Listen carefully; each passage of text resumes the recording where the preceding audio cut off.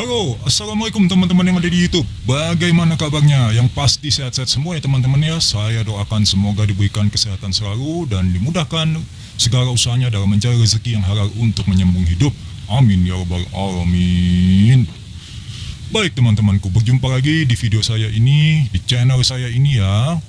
Channel yang berusaha memberikan pemahaman, edukasi, sedikit motivasi dengan kapasitas saya, tidak ingin untuk menggurui apalagi merasa yang paling benar sendiri, dan yang pasti tidak ingin merugikan pihak manapun teman-teman ya. Baik teman-teman, kali ini saya ingin menyambung konten saya sebelumnya, konten saya yang membahas tentang apakah Higgs Domino termasuk permainan judi. Di situ kan bersambung jika teman-teman menyaksikan video saya tersebut ya. Dan kali ini saya akan membahasnya lagi, bisa dikatakan tidak terlalu panjang juga, cuma sisa-sisanya saja yang menurut saya penting untuk dibahas. Jika kemarin saya sudah membahas tentang pengertian judi itu seperti apa, bahwa judi itu kan adalah kegiatannya, aktivitas ya, orang yang beraktivitas di dalam sebuah kegiatan mempertaruhkan sesuatu yang belum pasti yang didapat ya, seperti itu. Dan juga bagaimana kita mengenal tentang media-media atau alat-alat yang dijadikan perjudian yang sebetulnya awalnya diciptakan juga bukan untuk judi, seperti kartu remi, domino, dadu, dan juga bahkan cabang olahraga sepak bola pun juga dijadikan judi. Padahal sepak bola itu kan olahraga teman-teman ya, tetapi bisa dijadikan judi bagi sebagian orang ya, menghimpun sejumlah orang untuk bergabung di dalam perkumpulan sehingga menjadikan pertaruhan ketika klub apa melawan klub apa, seperti itu teman-teman ya. Dan kali ini saya akan membahas kira-kira siapakah yang cocok dan pantas untuk ditindak atas fenomena game Higgs Domino di tahun 2022 kemarin, yang banyak akhirnya kan ditangkap karena jual beli chip tuh. Nah, banyak kan yang mengatakan bahwa sebetulnya kan mereka itu nggak pantas ditangkap, harusnya kan yang ditangkap bukan mereka gitu. Nah, kira-kira ini sebetulnya yang pantas ditangkap siapa gitu kan? Apakah pembuat gamenya ya, developer gamenya, atau siapa teman-teman ya?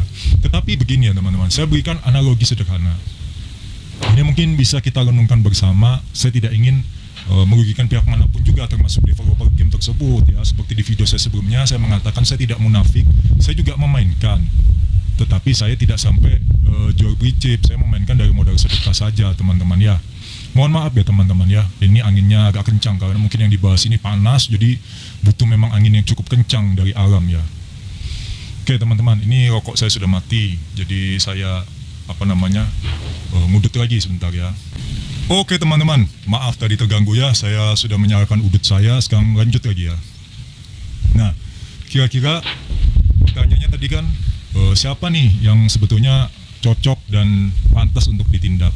Tapi saya kasih analogi dulu teman-teman ya, tadi terputus ketika saya nyalain udut saya. Kalau kita mengingat tentang kejadian afiliator ya, sebutannya afiliator yang saham itu, yang trading itu kan banyak yang akhirnya sudah terciduk teman-teman ya. Cuma yang paling heboh kan ada 2 orang pada saat itu, inisial IK dan DS ya, yang pasti teman-teman sudah tahu lah siapa 2 inisial yang saya sebutkan tadi. Saya tidak ingin menyebutkan nama lengkap, bagi saya kode etik lah, tidak perlu juga disebutkan di channel video saya ini. Nah itu kan sempat tertangkap teman-teman ya, terjaring ya oleh pihak kepolisian mencium adanya kecurangan di dalam trading saham tadi, yang juga aplikasinya ada di Play Store, sama dengan ini Higgs Domino kan juga ada di Play Store ya. Nah kalau kita mengacu kepada itu, kira-kira bagaimana nih teman-teman ya? Ini cuma analisa saya saja. Sebetulnya kalau kita bilang tindak ditangkap ya terlalu keras juga, karena Higgs Domino ini kan sebetulnya ya nggak sampai seperti kayak trading itu. Cuma kan karena yang ditangkap ini adalah penjual beli chipnya, kemudian timbul pertanyaan, sebetulnya layak nggak mereka yang ditangkap begitu? Mereka kan jual beli chip gitu. Nah, kalau kita misalnya mau ngomong yang ditindak, sebenarnya yang cocok ditindak adalah yang mendemonstrasikan teman-teman, yang mengkampanyekan teman-teman ya. Dalam arti di sini apa? Yang mendemonstrasikan berupa audiovisual dalam bentuk video ya, di platform manapun, mau di YouTube, mau di Facebook, mau dimanapun lah. Dia mencoba bisa menang super win seperti itu. Terus misalnya modal modal sekian gitu, bisa jadi sekian gitu. Nah, sebetulnya yang bisa ditindak seperti itu, tapi ditindaknya ditegur, bukan ditangkap langsung dipenjarakan ya, karena kan sifatnya ini game teman-teman ya, tidak mengajak orang untuk menanam modal di situ. Jadi ini ada perbedaannya dengan afiliator tadi ya. Cuma bisa dikaitkan kalau misalnya harus ditindak adalah orang-orang yang seperti itu menurut saya. Karena kalau orang-orang seperti itu masih ada dan dia memberikan demonstrasi, bahkan memfasilitasi, dalam arti begini, memberikan aplikasi yang sudah dimodifikasi, yang sudah didesain orang, yang kemungkinan aplikasi tersebut bisa lebih gacor, ya, bisa lebih baik daripada aplikasi aslinya yang ada di Play Store, teman-teman. Nah, kalau sudah seperti ini, kan kita sama saja mengkaitkan tadi dengan aktivitas tadi, ya kan? Ada sekumpulan orang atau ada satu orang dia menghimpun perkumpulan sehingga dalam satu perkumpulan itu melakukan pertaruhan. Seperti itu, teman-teman. Ada fasilitas yang diberikan. Nah, ini kan bisa diakses itu aplikasinya. Minum dulu, teman-teman. Haus ya. Teh pucuk, teman-teman. Rancak bana. Enak sekali, teman-teman ya. Segar rasanya di tengah panas seperti ini minum teh pucuk, teman-teman ya. Oke, saya lanjut, teman-teman. Nah, ketika masih banyaknya orang-orang atau sekelompok orang yang memberikan fasilitas seperti itu dan mendemonstrasikan bahwa dia menang, maka akan semakin banyak pula orang yang juga memainkan game tersebut, teman-teman. Jadi tidak bisa diputus mata rantainya ini. Sama dengan pinjol tadi saya katakan. Ketika semua aplikasi pinjol itu tidak ada yang melakukan pinjaman, kan pasti putus mata rantainya. Otomatis tidak ada lagi orang yang melakukan pinjaman dan pasti mau tidak mau mereka juga gulung tikar, teman-teman.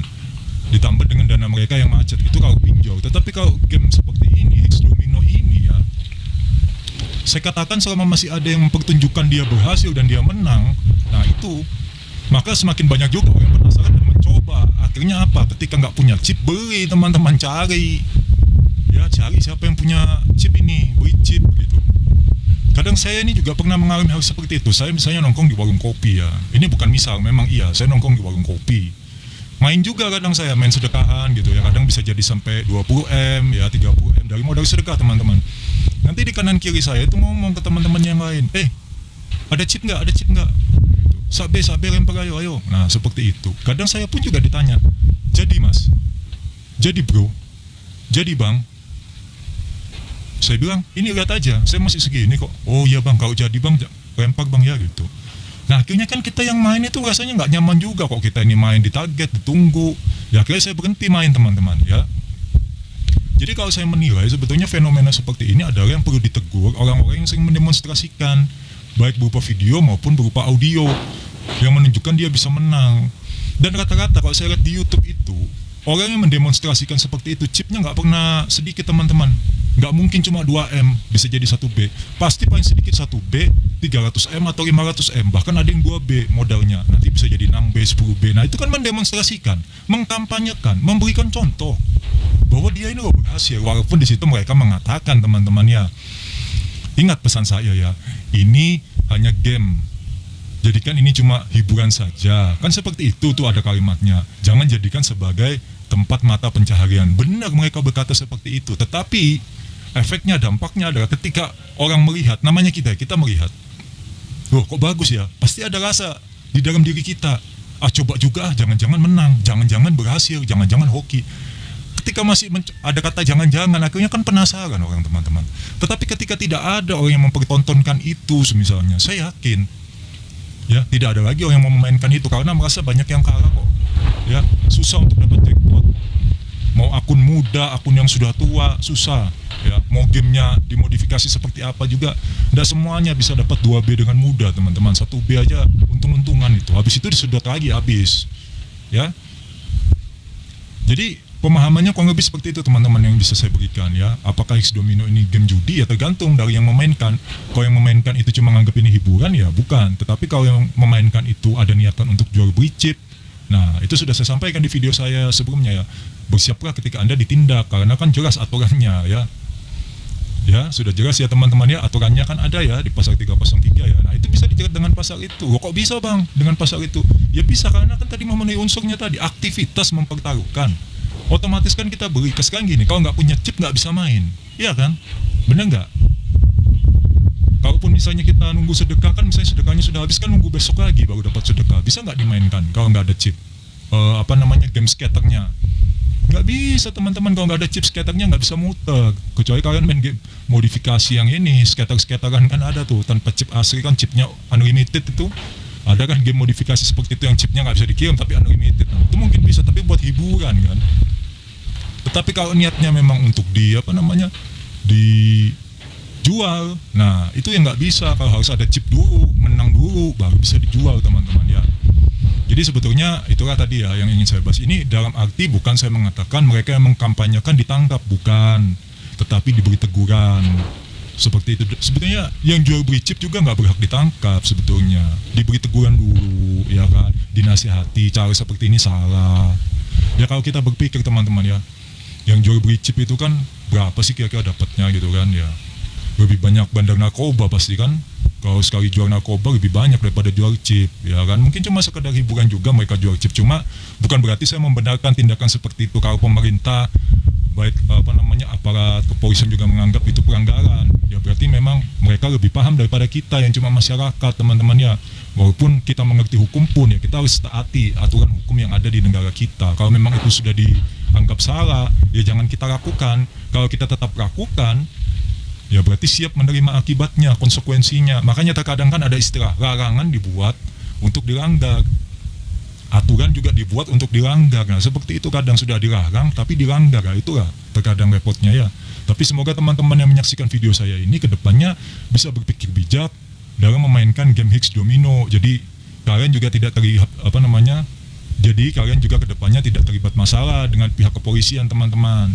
Gunakanlah game itu cuma untuk hiburan, bukan untuk mencari uang. Kalaupun kalian hoki bisa dapat 10B, 50B misalnya, ya kalian mau jual atau gimana, ya juga jangan jual di tempat umum yang akhirnya memungkinkan kalian terciduk. Ini bukan saya menyarankan ya, oh Bang Bro nyaranin nih jual beli chip di belakang aja. Ya, tapi kan itu kembali lagi, saya tidak bisa memantau teman-teman. Saya cuma bisa menghimbau. Tapi kan saya tidak bisa memantau teman-teman. Saya tidak bisa melarang teman-teman 100%. Kembali lagi, teman-teman kan punya hak, punya kebebasan mau jual chip itu di mana. Tetapi setiap kebebasan tadi jika terdapat indikasi pelanggaran, maka siap untuk menerima konsekuensi. Kan kembali seperti itu saja teman-teman ya. Kita cuma bisa menghimbau. Tetapi yang melanggar, ya sudah, konsekuensi setelah menanti Anda teman-teman ya. Baik teman-teman, semoga video saya kali ini memberikan manfaat kepada saya dan juga teman-teman. Semoga kuota yang kalian gunakan, ya kuota yang di warung kopi, kuota yang di kafe-kafe tempat kalian nongkrong, kuota pribadi yang kalian gunakan, memberi manfaat kepada saya dan juga berkah untuk kalian semua teman-teman ya. Dan terima kasih telah menyaksikan video saya ini. Sampai jumpa di video saya selanjutnya. Saya undur diri dulu. Assalamualaikum warahmatullahi wabarakatuh.